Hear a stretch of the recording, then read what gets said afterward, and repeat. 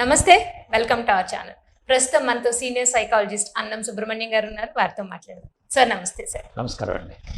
Sir, ఈ రోజుల్లో చాలా మానసిక జబ్బులతో చాలా మంది బాధపడుతూ ఉంటున్నారు. అందులో ఒకటి స్నిజోఫ్రీనియా అనేది. సార్, ఇది ఈ జబ్బుకి చాలా ఇయర్స్ మెడిసిన్, అంటే లైఫ్ లాంగ్ మెడిసిన్ వాడాలి అనేది చాలా చోట్ల వింటూ ఉంటాం. సార్, అసలు మెడిసిన్ లేకుండా మీ దగ్గరకు వస్తే, ఈ స్నిజోఫ్రీనియాకి మీ దగ్గరకు వస్తే అంటే కౌన్సిలింగ్ ద్వారా దీన్ని తగ్గించవచ్చు అంటారా? తగ్గించండి. అవునా సార్? అసలు ముందు ఈ స్కిజోఫ్రీనియా ఏంటో మనం తెలుసుకోవాలి. అంటే ఈ జబ్బు ఏంటనేది తెలియాలి.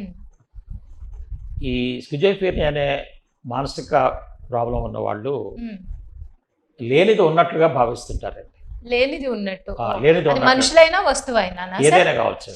ఓకే ఓకే అంటే తను అక్కడ ఎవరు లేరు, నేను చూశానంటాడు. ఎవరు మాట్లాడలేదు, వాళ్ళ మాటలు నాకు వినిపిస్తున్నాయి అంటాడు.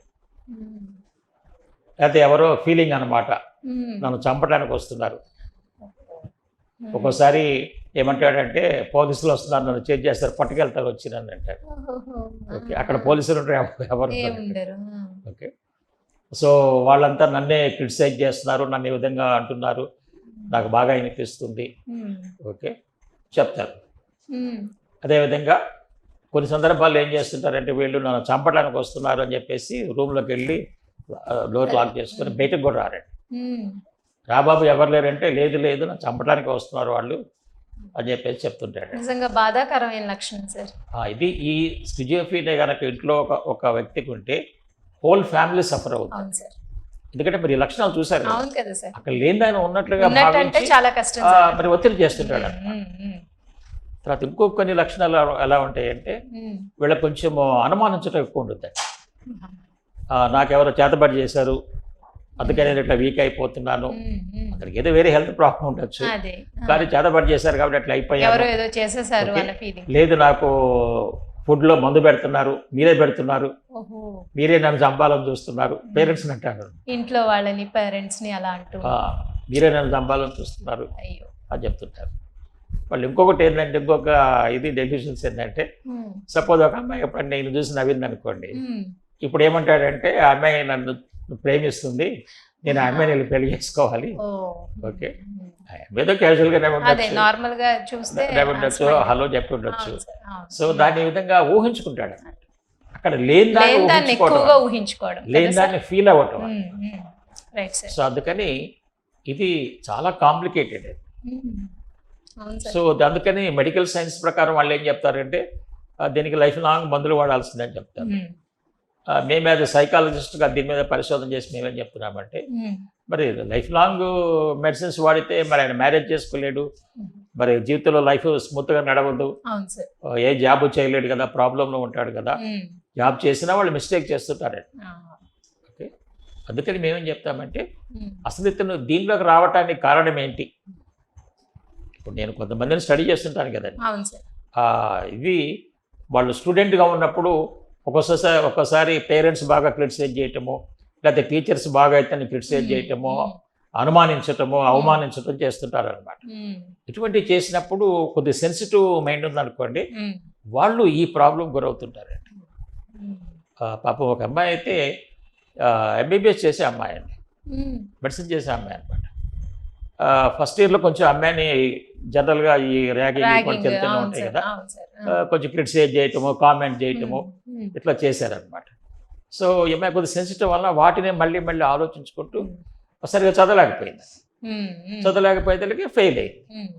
ఆ సబ్జెక్టులు మరి ఈ పక్కన ఇది నడుస్తూ రాష్ట్రతలకి మరి 3-4 years టైం పట్టింది అనమాట, ఫెయిల్ అయిపోయింది. సరే మరి ఆ అమ్మాయి జనరల్గా మరి మెడిసిన్ కాబట్టి మెడిసిన్ స్టార్ట్ చేశారు.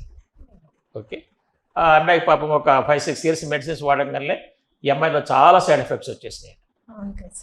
ఆ సైడ్ ఎఫెక్ట్స్ తగ్గించడానికి మళ్ళీ 4-5 years మందులు వాడాల్సి వచ్చింది. సో నేనేం చెప్తున్నానంటే, ఈ స్కిజోఫ్రీనియా హిట్ అవ్వడానికి ఏదో ఒక రూట్ కాజ్ ఉంటుందండి, ఒకళ్ళకి ఒక్కొక్కటి ఉంటుంది అనమాట. ఓకే, మనం స్టాండర్డ్ ఇదని చెప్పలేము.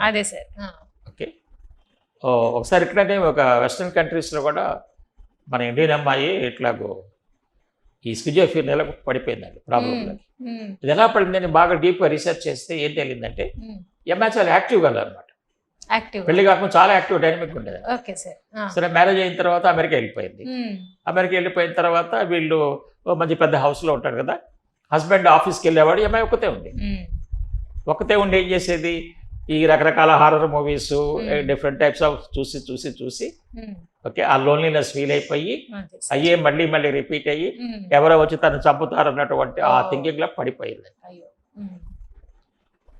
సో కాకపోతే ఏంటంటే అప్పుడు ఈ అమ్మాయిని మరి హాస్పిటల్ తీసుకెళ్ళి మెడిసిన్స్ ఇప్పించాలి కదా, ఆ అమ్మాయి కొంచెం అంతకుముందు ఐడియా ఉందన్నమాట, ఈ మెడిసిన్స్ వాడితే తగ్గవన్న థింకింగ్ ఉండటం వలన నేను మెడిసిన్ తీసుకోను అన్నాను. సరే అప్పుడు వాళ్ళు నా గురించి తెలుసు అనమాట, వాళ్ళు నేను ట్రీట్మెంట్ ఇస్తారని. వాళ్ళు అక్కడి నుంచి ఆ వెస్ట్రన్ కంట్రీ నుంచి మన ఇండియాకి తీసుకొస్తే నేను వెళ్ళి చక్కగా కౌన్సిలింగ్ ఇచ్చాను. వీళ్ళ కౌన్సిలింగ్ కూడా చాలా కష్టం అండి, ఎందుకంటే ఫస్ట్ 4-5 సెషన్స్ వాళ్ళు మన మాట వినరండి అసలు మన దగ్గరికి రారు, మనం చెప్పింది వినరండి. సో వాళ్ళని ముందు అన్కాన్షియస్ లోంచి కాన్షియస్ లో తీసుకురావడానికి ఒక 5-6 సెషన్స్ తీసుకుంటామండి. అంటే ముందు వాళ్ళు మనల్ని యాక్సెప్ట్ చేయాలన్నమాట. చాలా మంది స్కిజోఫ్రీనియా వాళ్ళకి ఎందుకు ట్రీట్ చేయరంటే ఇది చాలా కష్టపడాలి, బాగా అండర్స్టాండ్ చేసుకోవాలి వాళ్ళ సైకాలజీ, ఎందుకు పడ్డారు దీంట్లో అని చెప్పేసి అండర్స్టాండ్ చేసుకొని మెల్లమెల్లగా వాళ్ళతోటి మనం రిలేషన్షిప్ డెవలప్ చేసి వాళ్ళని ముందు మన మాటలు వినేటట్టు చేసుకోవాలండి. నేను కొన్ని పాయింట్స్ చెప్పి తన చేత రాయించి పెద్దగా చదివించేవాడి అనమాట. ఈ మాటలు మెల్లమెల్లగా అమ్మాయి వింటుండేదాన్ని. అట్లా ఒక 4-5 సెషన్స్ తర్వాత కొంచెం లైన్లోకి వచ్చింది. అప్పుడు ఒక 2 months కౌన్సిలింగ్ ఇచ్చాను, ఒక 20-30% చేంజ్ వచ్చింది. ఆ విధంగా ఆమెకు ఒక 4 to 6 months కౌన్సిలింగ్ ఇచ్చాను. ఫస్ట్ కొన్ని సెషన్స్ ఏమన్నా వాళ్ళ ఇంటికే వెళ్ళి హోమ్ విజిట్ చేసి, ఎందుకంటే వీళ్ళు బయటకు రారన్న, బయటకు వస్తే చంపేస్తారు అనేది వాళ్ళ ఇంటికి వెళ్ళి ఆమెకు మెల్లమెల్లగా కౌన్సిలింగ్ ఇచ్చి ఓకే కొంత మార్పు వచ్చిన తర్వాత ఒక 2-3 months మా ఆఫీస్కి వచ్చి కౌన్సిలింగ్ తీసుకుంటే ప్యూర్ నార్మల్ అయిపోయింది. నార్మల్ అయిపోయి మళ్ళీ వాళ్ళ కంట్రీకి వెళ్ళిపోయి చక్కగా నార్మల్గా హ్యాపీ లైఫ్ లీడ్ చేస్తుంది. ఈ స్కిజోఫ్రీనియా ఉన్న వాళ్ళకి టైం పట్టుందండి, కొద్దిగా పేషెన్స్ ఉండాలి. జనాలు ఏమనుకుంటారంటే ఇది లైఫ్ లాంగ్ డిసీజ్ కదా, లైఫ్ లాంగ్ మందులు వాడినా తగ్గింది, మరి కౌన్సిలింగ్ ద్వారా ఎలా తగ్గుద్ది అనే డౌట్స్ తోటి మా దగ్గర రావట్లేదు. మరి దానివల్ల వాళ్ళ లైఫ్ స్పాయిల్ చేసుకుంటున్నారు కదా. మేమేం చెప్తున్నామంటే పేరెంట్స్ అర్థం చేసుకోవాలి, ఈ ప్రాబ్లం ఉన్నవాళ్ళు కూడా అర్థం చేసుకోవాలి. ఎందుకంటే మీరు లైఫ్ లాంగ్ మందులు వాడితే మీరు చాలా వాటికి ఎలిజిబుల్ కాదు, మ్యారేజ్ చేసుకోలేరు, లైఫ్ మంచిగా ఉండదు, హ్యాపీగా ఉండలేరు మీరు. ఎందుకంటే డిస్టర్బెన్స్ ఎప్పుడూ బ్యాక్గ్రౌండ్ నడుస్తూ ఉంటుందండి, చాలా సఫరింగ్ అనమాట అది వాళ్ళు. సో కాబట్టి మేము చక్కగా స్టడీ చేసి, ఎందుకంటే ఒక్కొక్కరికి రూట్ కాజ్ ఉంటుందండి, ఆ రూట్ కాజ్ ఐడెంటిఫై, దీనివల్ల సైడ్ ఎఫెక్ట్స్ అయితే మేము ఇచ్చేది వాళ్ళకి జీవితాంతం ఉపయోగపడే నాలెడ్జ్ ఇస్తున్నాము. కాబట్టి అందరు కూడా ఈ అవకాశాన్ని ఉపయోగించుకోవాలి. స్కిజోఫ్రీనియా సఫర్ అవ్వాల్సిన అవసరం లేదండి, ఎంతో మందిని మంచిగా చేశారు. Right sir. అయితే చాలా మానసిక సమస్యల్లో ఒకటి స్కిజోఫ్రీనియా అని చెప్పారు. సో దానికి చక్కగా కౌన్సిలింగ్ ద్వారా కూడా ట్రీట్మెంట్ ఉంటుంది. చాలా సంవత్సరాలు మందులు వాడేసి అనవసరంగా సైడ్ ఎఫెక్ట్స్కి లోన్ అవ్వకుండా మీ దగ్గరికి వచ్చి చక్కగా ట్రీట్మెంట్ తీసుకుంటే, అంటే కౌన్సిలింగ్ ద్వారానే తగ్గుతుంది అని చెప్పినప్పుడు ఎవరైనా ఇలాంటి ప్రాబ్లమ్స్ ఉన్న వాళ్ళు చక్కగా మిమ్మల్ని కన్సల్ట్ చేయొచ్చు సార్. Thank you sir. నమస్తే. నమస్కారం అండి.